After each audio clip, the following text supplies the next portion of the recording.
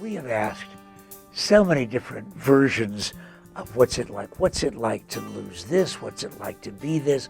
What's it like to have this kind of an experience?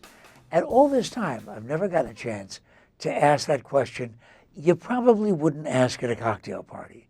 Paula Pedene, what's it like being blind?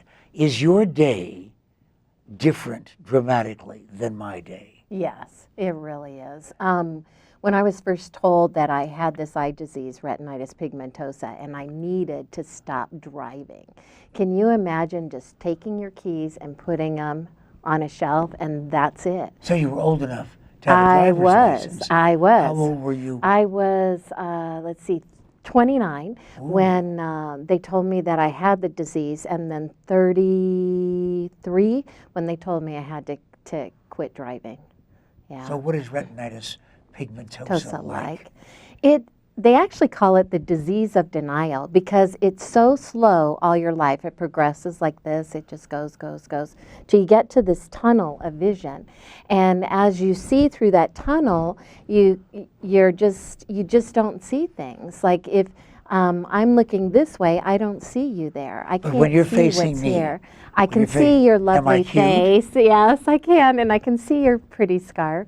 But I have to look to see that because I only see this much of you. Okay. That's it. That's now, right. and is this tunnel of vision clear? Yes, it's very clear. I have contact lenses, so they are able to correct my vision to about 20/25. Does this continue to diminish? Yes. As you get older, it does continue to diminish. However, I participated in a study with the Foundation Fighting Blindness and Harvard Medical School, where they did a study that showed if you take 15,000 IUs of vitamin A every day, it helps slow the progression of the disease. And I was one of the lucky ones in the study that did get the vitamin A. It was like a 7-year study. What do you miss the most, having been through 20 plus years of, I say normalcy, you know what I mean, right, with normal vision? Right. I think the hardest thing is not driving because you lose so much independence, and there is a tendency among people who are visually impaired to become a shut-in. It's very difficult, especially in Arizona, to get public transportation to the places that you need. It's hard for me right now. I would have to walk a quarter of a mile to get to a bus stop. If it's dark at night, I can't see.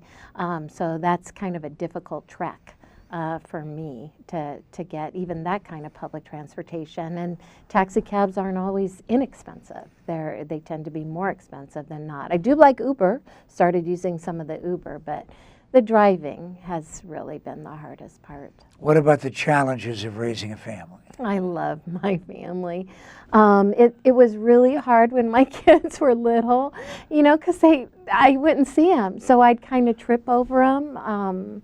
You know, they'd come up and want to give me hugs at my knees, and I couldn't see them. What did you tell them? I just kept telling him, "Mommy doesn't see well. Mommy doesn't see well," and they'd ask me why I'd use a cane, and they kind of got to be notoriety. So eventually, I got to go into the classrooms. They'd say, "My mom has a cane. She can come and talk to us about it." So you kind of have to take it, the good with the bad. The good, all the wonderful friends that come and help you out, getting rides to and from places. That has been tremendous. May I assume, how old are your children now? They're 19 and 21. I assume that you were not asked to teach them to drive. No, I was not. So My cane wasn't long enough. One of the advantages, right? Right. Tell me about people's reaction to a blind person. Well, yeah, it's really interesting. So many of the people, 40s, 50s get it. They understand what the cane is. So, but their kids, they don't get it. If they have younger kids, they'll actually sit there and grab them and pull them out of the way. One gentleman I had that walked with me through the airport because he felt I needed, help, said, "It's like Moses in the parting of the Red Sea walking with you amongst all the people." But do they say repetitively dumb things to you? Yeah, and like, they don't understand. It's like, why are you using that? What is that for?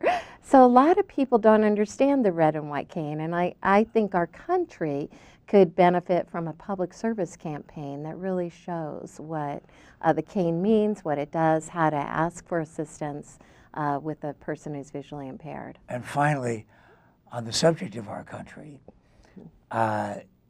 you served in the Navy for how long? Yes, I did. I served for 8.5 years on active duty, re-enlisted during Desert Storm, and then served 3.5 years. With all the negatives about VA hospitals and VA healthcare, and you work at the VA hospital in Phoenix, are they taking care of you well? Yes, they do. And I have to give But you don't have to say that because you no, work there. I she's say caused that a lot of trouble. I'm a troublemaker. But I say that because it's true. The VIS staff, the Vision Impairment Service team, has been phenomenal. Tom Hicks, Carl White, they're just awesome people. My primary care team right now, the Emerald Clinic, does a phenomenal job. The specialty care I've had there is it's just been wonderful. And there are a lot of really impassioned employees that are honored to take care of our veterans. We need to get the leadership in check. So if we move from what's it like to be blind to what's it like to be Paula Pedene, a lot of people around her would say, terrific. This is perfect.